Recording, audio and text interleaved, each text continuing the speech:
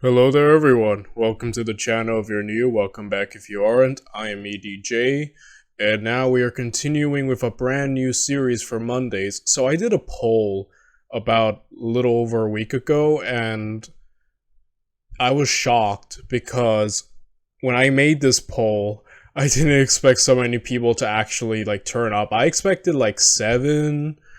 at most 7 people to vote, and I was confident it was going to be Alexander, and for the first few hours I was correct, but then more people kept coming through the week. I was like, oh my goodness. And then eventually Alexander ended up falling last place as, all these other guys overtook him, and at the end, Hannibal emerged victorious. So this was a poll basically to see what new series I can open up for Mondays, because Wednesdays and Fridays belong to Julius Caesar from both Historia Civilis and Kings and Generals. So yeah, Hannibal Barca has won by History March. So we have seen about one History March video on this channel. It's the one where he describes why Napoleon lost, and the most I took from it is that Napoleon needed a birth year, on that, overall management and whatnot. It really opened my eyes, and I kind of want to watch more of his videos to really see, I guess I want to see the difference of his style in comparison to a Kings and Generals or an Epic History TV, because they seem all kind of comparable, but I want to see how he differs. And so yeah. And he's going to be covering my favorite military commander of all time. So for those of you who don't know, I am a huge Hannibal Barca fan. I like him more than Napoleon, more than Alexander the Great, more than Julius Caesar. Hannibal Barca places as my favorite, military commander of all time. So, I don't know, I just really like the guy. I don't know, his exploits against Rome, the famous crossing of the Alps, the man was just super interesting. And the last time we talked about him is when we reacted to, the oversimplified Hannibal Barca videos. So, yeah, it's gonna be really fun. I really hope that History March does justice to my favorite, military commander of all time. And, yeah, I don't really have much else to say. I don't want to drag this out for too long, so we probably ought to... Sorry, look, my glasses are falling apart. We probably best get to it, shall we? So if you guys want to watch the original video without me, talking or pausing the talk, the link's down in the description down below. Without any further ado, let's get to it. Let's watch Hannibal Part 1, The Road to Rome, from the Second Punic War.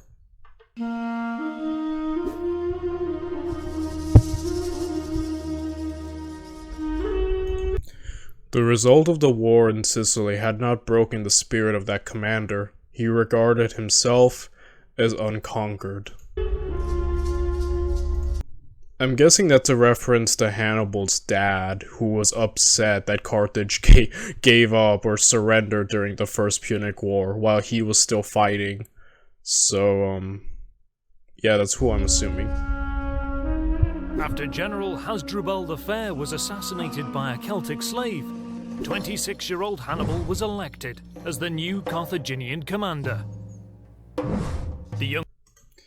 Yeah, I keep forgetting just how young Hannibal was when he took the reins as the supreme, military commander of Carthage, or at least his portion. I know Carthage was a bit different, but the point is, when he became, the sole, commander, I mean, granted, he's had experience under his father, right? But, this is him completely having the reins now, and... yeah, 26, dang, the man was young. I keep forgetting that, but yeah, he started his career young as well.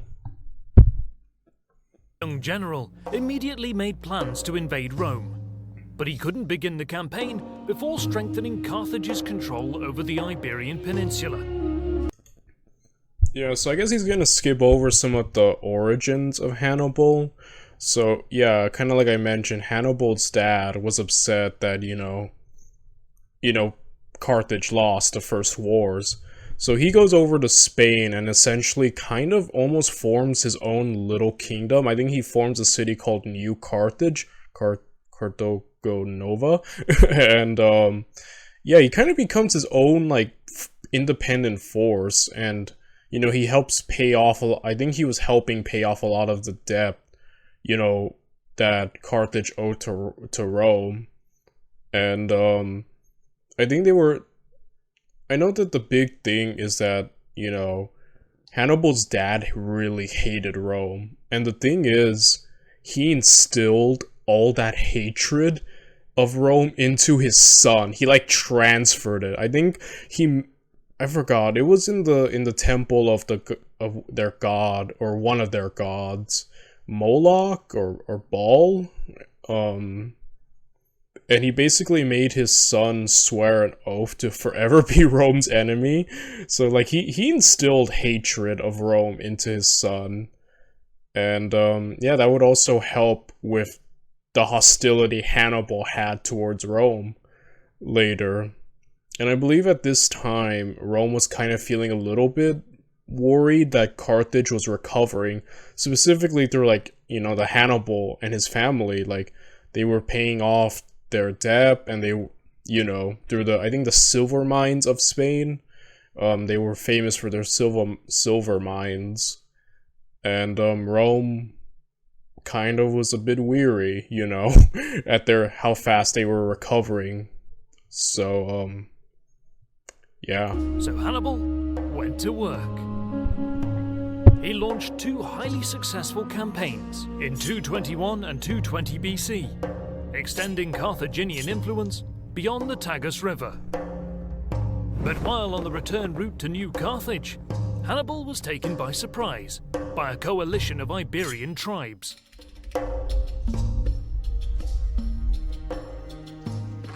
Led by the Carpetani tribe, the Iberians assembled a large army. They blocked Hannibal's path and fortified their position against the Tagus River, then waited for the Carthaginian general to attack. Here, Hannibal showed his military genius for the first time. Instead of attacking the Iberians head-on, he erected his own fortified camp and waited. By day's end, his scouts found a river crossing to the southeast.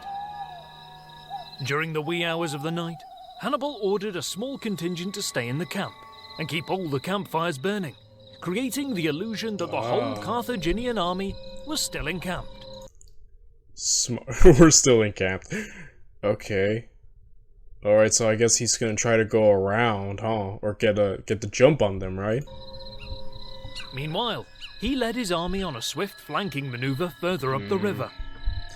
You know, I mentioned this during the Napoleon series by Epic History TV, but like the flank has to be the oldest military trick in the book, right? We'll fight here, we'll go around and just hit them. It's like the oldest trick in the book, yet somehow always the most effective, right? Like even to this day, I think the flank is still usually a sound strategy. So it's like one of the oldest tricks in the book in the military, but it never goes out of style, the flank. You kidding me? Oh man. By sunrise the next day, Hannibal was behind the Iberian position, feigning retreat towards New Carthage. Thinking that the Carthaginians were retreating, Iberians rushed to intercept them. But once they were midstream, Hannibal sprung his trap and unleashed his cavalry. Iberian infantrymen, chest deep in the fast-flowing river, couldn't offer much resistance and were cut down with ease by the Carthaginian cavalry charge. Dang, genius. And Hannibal loves his traps, doesn't he? He always springs them and catches his enemies unaware, always just genius. And we know cavalry, especially his Numidian cavalry, was such a huge part of Hannibal's victories and success. Like, he put his cavalry to work. But I love this little trap he does. Catch them midstream, and that's when he attacks, when they're vulnerable in the river. Great move. Those who managed to cross were trampled by the elephants. By now, the Iberian army lost all cohesion, and the mass of tribal warriors started fleeing. Hannibal ordered his army to pursue them across the river, completely routing the enemy. On the Tagus River, Love Hannibal. Hannibal had his first major victory. But Rome took notice. I'm a big shot now. But yeah, young man, and already with an impressive victory and a show of tactical brilliance off the part. So yeah, you're seeing, it's cool to see the early Hannibal. We usually kind of jump to him in Italy, but yeah, I like seeing early Hannibal. Wanting to stop Hannibal's expansion, the Romans made their presence felt. Already allied with the wealthy and powerful city of Saguntum, Yes, Saguntum. Rome declared it their protectorate. Okay, so I remember that after that Rome and Carthage had a treaty, and that in regards to here Spain, or Hispania, they had spheres of influence. So I believe there was a river here. I don't know what the river is called. I know it starts with an E. Ebros? Point is, there's a river here, and everything above the river is in Rome's sphere of influence. Everything below is in Carthage's. So Saguntum, I believe, fell under, to the Carthage side of influence. So Rome saying, hey, they're our allies, is kind of disrespecting the treaty because they're not supposed to have a sphere of influence. There have been ideas as to why Rome did this. I think personally, they wanted to go to war. I think they wanted to fight Carthage because I mentioned earlier they were kind of recovering. Specifically, the Barca family here, they were growing. So I think Rome was kind of seeing that, like, we don't like that. We might want to put them back in their place. I think Rome wanted another conflict. Again, I have nothing backing this up, but I think they wanted another conflict. So, or maybe they just genuinely liked Saguntum and it just became an issue. But either way, you could view that as Rome violating the treaty. And then Hannibal goes on to sack and destroy Saguntum and butcher the people in it. So Rome's like, hey, you can't do that. That's violating the treaty. Don't you love... I love Rome because you can see hypocrisy all over the place. And either way, they want Hannibal turned over to them. And then it ends up becoming the Second Punic War, An act that Hannibal perceived as a violation of the treaty, signed by the two great powers in 225 BC, which divided the Iberian Peninsula along the Ebro River into Carthaginian and Roman spheres of influence. Ebro. A sworn enemy of Rome, it didn't take long before Hannibal acted. He marched on Saguntum and besieged the city. This siege is a little... I believe the siege of Saguntum lasted about 8 months, which is... oh boy. Siege warfare is brutal. Like...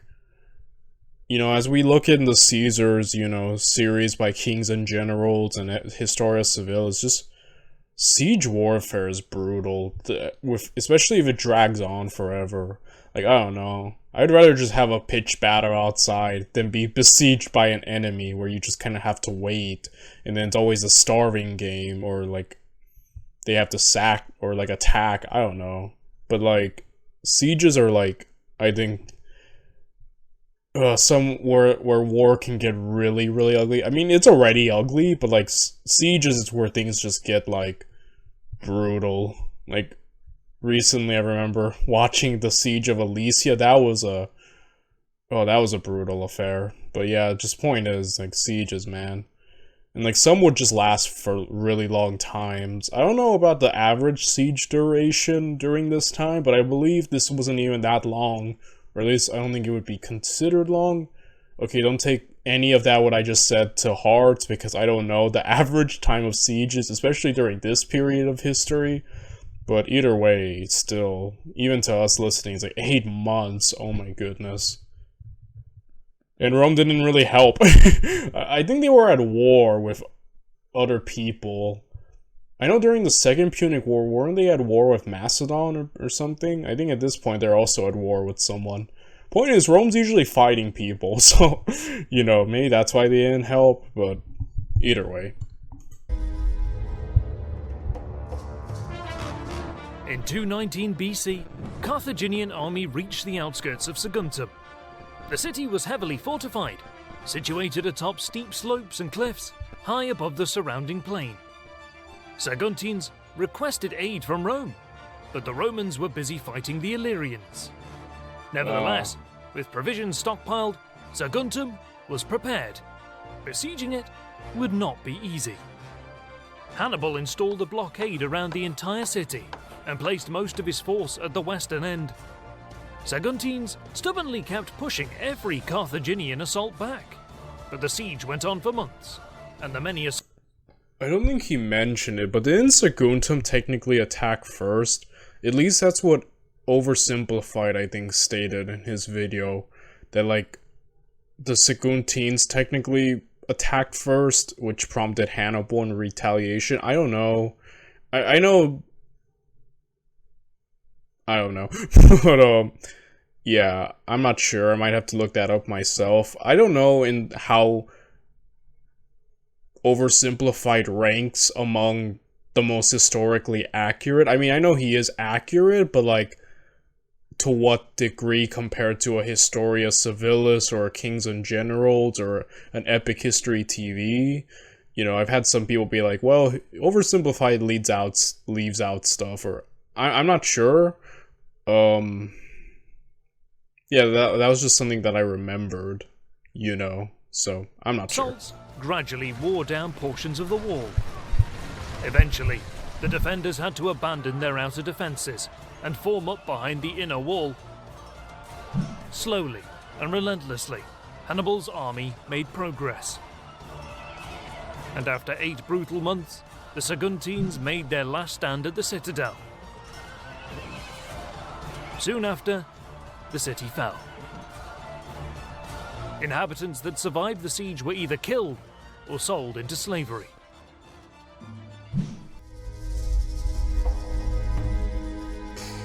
After the fall of Saguntum, Rome demanded justice for what they perceived was the violation of the treaty, and claiming that Saguntum was in the Roman sphere of influence, according to the treaty, they asked Carthage to hand over Hannibal to Rome so he can be punished. But the Carthaginian Senate stood by their general, and by the end of the year, the Second Punic War began. I choose war. I think it was Fabius, right, who negotiated, and then he dropped his toga being like, I choose war. Typical Roman stuff. I think Rome wanted this fight, personally. Again, I have nothing backing this up, but I do believe Rome did want another conflict, and that Saguntum was kind of played a part. Again, I have nothing backing this up, that's just my thoughts. Obviously, I could be completely wrong, but I don't know.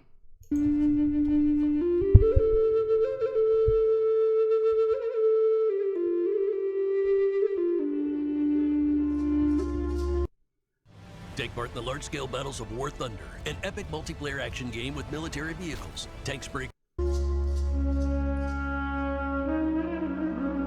Hannibal wintered in New Carthage, preparing for the upcoming campaign. He placed his brother, Hasdrubal, in charge of Iberia with 15,000 troops and 21 elephants, along with a fleet of ships to protect the coastline.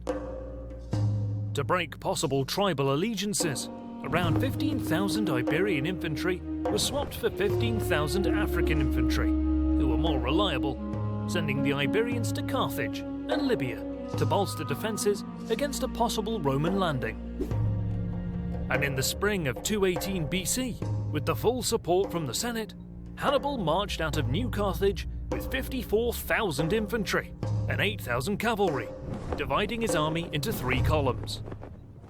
But beyond the Ebro, tribes allied to Rome were hostile to the Carthaginians, and it took Hannibal about 2 months to pacify the region.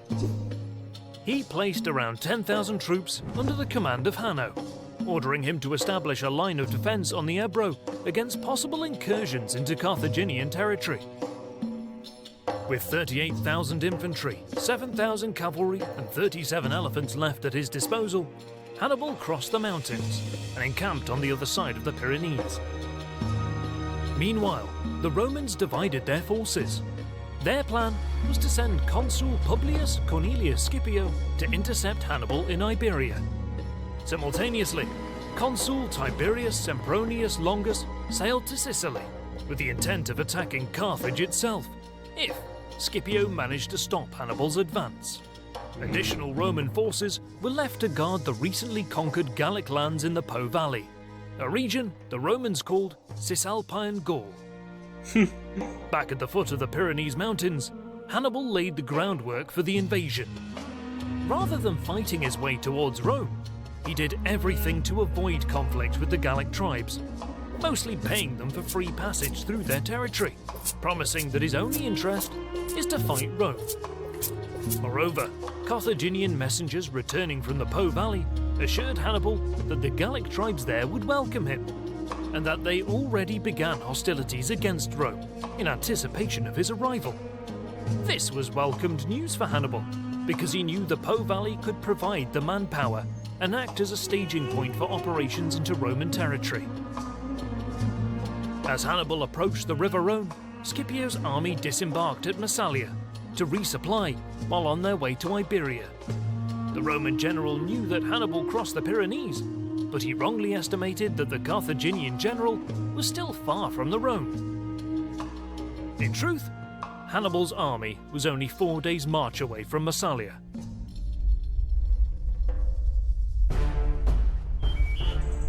Hannibal rested his army for 3 days in hostile territory and began preparations to cross the Rhone. With the Roman army just 4 days away, Hannibal wanted to avoid a set-piece battle with the Gauls, eager to press on towards the Italian peninsula as soon as possible. But on the opposite riverbank, encamped was the army of the Caveris tribe, a Roman ally. They gathered all their boats and built a barrier on the riverbank in preparation to contest the Carthaginian crossing. But Hannibal devised a cunning plan. On the third night, We're gonna flank them. under the cover of darkness, he sent a flanking detachment under the command of Heck Hannibal. yeah. I'm telling you guys, the flank, man, oldest move in the book. Super effective still. The flank will never go out of style. Son of Bomilcar, some 40 kilometers, 25 miles, north. Hanno crossed the river and rested his troops for 1 day. On the second night after leaving the Carthaginian camp, Hanno's detachment again moved during the night. Again, Hannibal used tactics like this, like stealth, not just, he didn't just straight up fight, he always had like some kind of cunning plan in a lot, and I think the Romans, didn't they consider him unhonorable? Like, some of the ways he beat them were like these little stealth, hiding things, while the Romans, I think, preferred more straight up pitch battles, no fancy things, just fight till and let the strongest prevail. So I think I heard that they considered Hannibal a little bit unhonorable in that regard, but he was effective. Eventually deploying behind the Caveris camp at dawn. The trap was set. Heck yeah. Early next morning, Hanno used smoke to signal Hannibal to start crossing the Rhone. As the Carthaginian vessels were lowered into the massive river, the Caveris army formed a line on the opposite bank. Hannibal was one of the first to cross. To the roars and cheers of his men on the western bank. As the Carthaginians started disembarking on the eastern riverbank, Hanno sent a part of his force to loot and destroy the Caveris camp, while he proceeded to charge at the Gauls near the river. The Caveres were stunned by the flanking maneuver, and they began fleeing the field in panic, unable to cope with Hannibal's perfectly synchronized attacks. With the Gauls scattered, the battle was soon over, and the Carthaginians hastily proceeded to cross the river.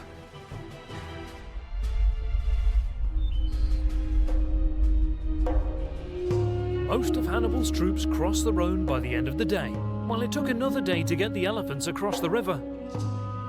While the Carthaginian army gathered on the eastern bank, friendly Gallic messengers from the tribes in the Po Valley arrived, warning Hannibal that a Roman fleet is anchored nearby. Hannibal sent his scouts. It is interesting. I didn't know that the, these people over here. Wait, let me get that one more time.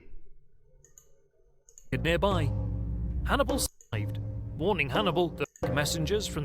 While the Carthaginian army gathered on the eastern bank, friendly Gallic messengers. Yeah, some Gallic people were already receptive to Hannibal. I assumed Hannibal always just kind of showed up there and then had to earn them, but apparently they were communicating with him even before the Alps. So I did not know that. From the tribes in the Po Valley arrived, warning Hannibal that a Roman fleet is anchored nearby. Hannibal sent his scouts to locate Scipio's army, and incredibly, not long after, his Numidian scouts stumbled into a Roman Gallic scouting party. Both generals now knew each other's whereabouts.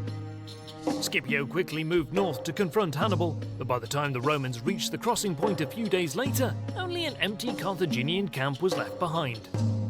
Hannibal had no time to waste. He had to reach the Alps before winter. But as Hannibal's army began their journey over the Alps, trouble was brewing in Iberia.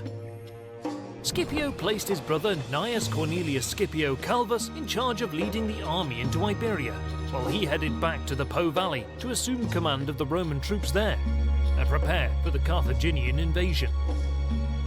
Scipio Calvus, now in charge of the invasion force, disembarked at Emporiae.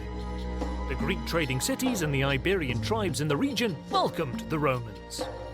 But even prior to the arrival of Roman troops, the Carthaginians began to lose control over the conquered region, as Hanno's force was not large enough to conduct offensive operations. What's worse, Hanno only learned about the Roman arrival when Scipio Calvus was well on his way towards the Ebro River. He sent word to Hasdrubal, who began marching north with 8,000 infantry and 1,000 cavalry. But instead of waiting for Hasdrubal, Hanno marched out with 10,000 troops to meet the 20,000-strong Roman army. Yeah, that's a little stupid, Hanno. He has decided to, instead of fall back and, combine his force with Hasdrubal, he's decided to take them all alone, a numerically superior army. Army. Unsurprisingly, Scipio Calvus easily crushed the Carthaginians. Of course. And, oh boy. But even then, I know about Hannibal's exploits for the most part. I can't pretend that I know what all the other, Carthaginians, if there were any other Carthaginian armies facing off. I don't know about all the other Roman and Carthaginian conflicts during this war outside of just Hannibal's personal exploits. But from what I've seen, they didn't do so hot against the Romans like Hannibal.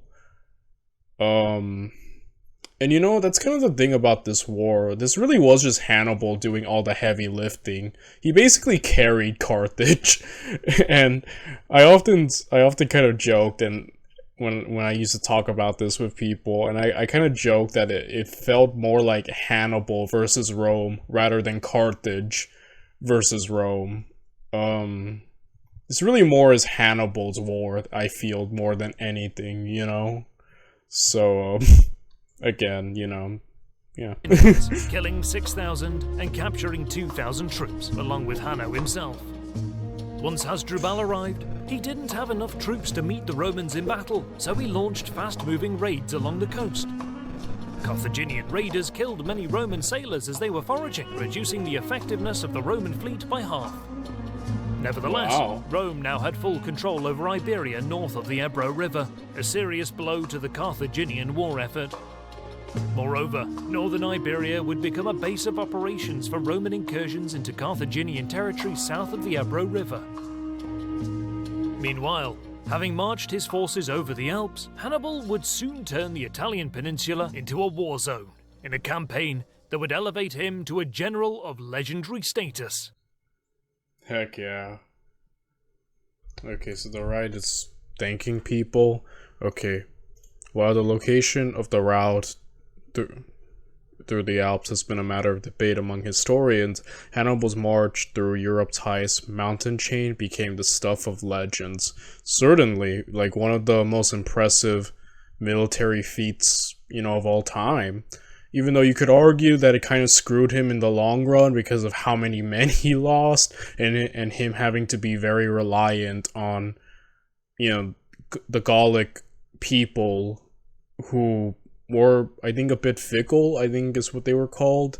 But still, the fact that Hannibal could keep an army of mercenaries, foreigners, and his own people all together, this makeshift ragtag army, and go on to defeat the Romans so much, I think is what makes him really impressive, because other leaders like Alexander the Great inherited, the Macedonian Greek army, which was probably it was the elite fighting force of the age. Julius Caesar had the Romans, say no more, right? The Romans were the best of their time, especially I think during Julius Caesar's era. Napoleon had the Grand Army and the French army. Hannibal, by comparison, just had this ragtag group of all these people mixed up, and he accomplished so much with them, which I think is something else I really admire about him. I think he's done. The Greek Okay, there's no goodbye, it's just silence. Okay, I was like, did the audio die? But yeah, overall great first part. I think what's really interesting so far, what I noticed about it, his history March, is just he's very to the point, straightforward, blunt. He just here's how it all is. Like, I don't know, I really like that. I guess that's what I noticed. He seems just way more to the point and straightforward than all the other history YouTubers we see. So I'm looking forward to seeing more of him and more of his style, and see what makes him stick out. I kind of do like looking at all these YouTubers, Epic History TV, Kings and Generals, Historia Civilis. I just like seeing the different ways they tell history. And I don't know, maybe in my head I like, which one's the most effective? Which one is the one... I mean, I've learned from all of them. I just kind of I guess, see if I ever have a preference or a favorite among them. Then again, I'm going to have to watch way more of their content. But for now, I think this was a great first part. Again, Hannibal Barca is my favorite military commander of all time. So, and this first part has left me very optimistic that his story will be told spectacularly. So I will see you all next time in the next video. Bye, everyone.